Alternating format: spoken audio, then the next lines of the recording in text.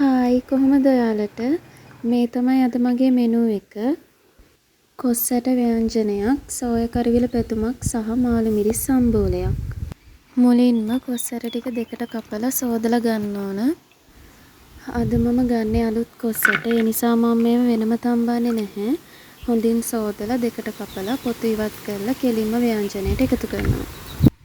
හැබැයි කොස් ඇට ටිකක් පරණ නම් වෙනම ලුණු ටිකක් දාලා තම්බලා අරගන්න. ඊට පස්සේ ඒකට ලූණු, කරපිංචා, අමු මිරිස්, සුදු ලූණු කපලා එකතු කරගන්න. රම්පේ කෑල්ලකුත් තියෙනවා නම් දාගන්න. ඊට පස්සේ කහ කුඩු 3-5 ලුණු, මිරිස් කුඩු එකතු කරගන්න.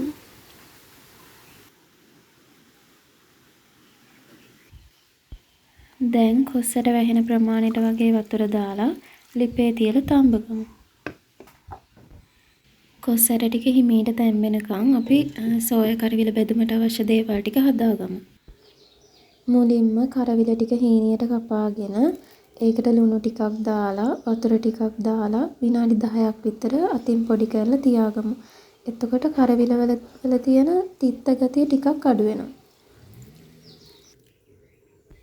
විනාඩි 10කින් වගේ කරවිල ටික අරගෙන හොඳට මිරිකලා වතුර ටික බේරෙන්න තියලා තියන්න ඕන.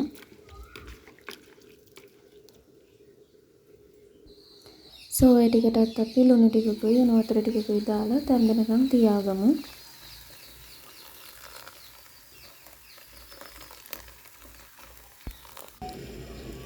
මේ වෙද්දි කොස් ඇට ටිකේ වතුර හිඳිලා හොඳට තැම්බිලා තියෙන්නේ. කොස් ඇට ටික තැම්බෙන්න ගියේ විනාඩි 20ක් 25ක් වගේ. දැන් අපි මේකට උකු පොල් කිරි ටික දාගමු.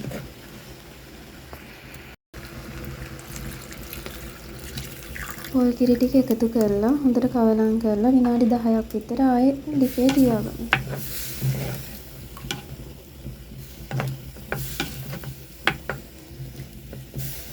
ඊළඟට අපි සෝය ටික බෙද ගන්න තාච්චියක් ලිපේ තියලා තෙල් ටිකක් දාලා තෙල් ටික රත් වුණාම සෝය ටික දාලා බෙදලා ගමු.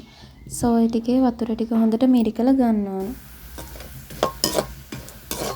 සෝය ටික මේ දාන්ට වගේ රන්වන් පාට වෙනකම් බෙද ගන්න ඕන.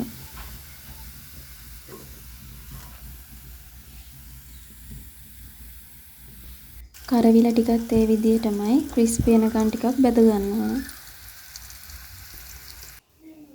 කරවිල සෝය දෙකම මේ විදිහට බෙද ගන්න ඕන. ඊට පස්සේ අපිට මේකට ඕන වෙනවා ලූණු, අමු මිරිස්, කරපිංචා. දැන් තෙල් ටිකක් ලිපේ තියලා තෙල් ටික රත් වුණාම කරපිංචා ලූණු ටික එකතු කරලා බෙද ගන්න ඕන. ලූණු කරපිංචා ටිකක් බෙදුනම අපි කලින් බෙදගත්ත සෝය ටිකයි කරවිල ටිකයි ඒකට එකතු කර ගන්නවා.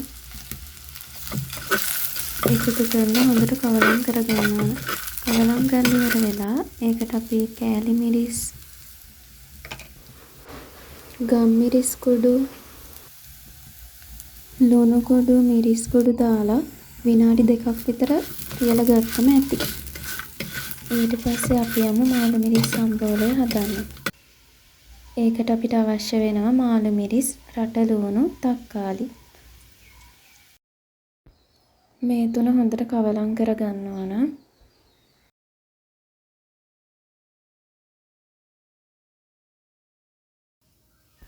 දැන් අපි ඒකට ලුණු කුඩු, ගම් මිරිස් කුඩු සහ දෙහි යොෂ ටිකක් දාලා කවලම් කරලා ගමු.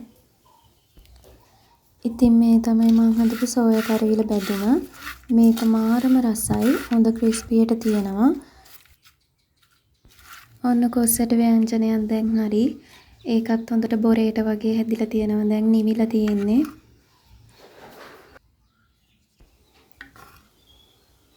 මාළු මිරිස් එක තියෙන්නෙත් මේ විදියට තමයි. ඉතින් අපි මේ ටික සර්ව් කරගමු දැන්. මේ විදියට තමයි අපේ බත් එක තියෙන්නේ. මම මේකට බිත්තරයකුත් තම්බ ගත්තා.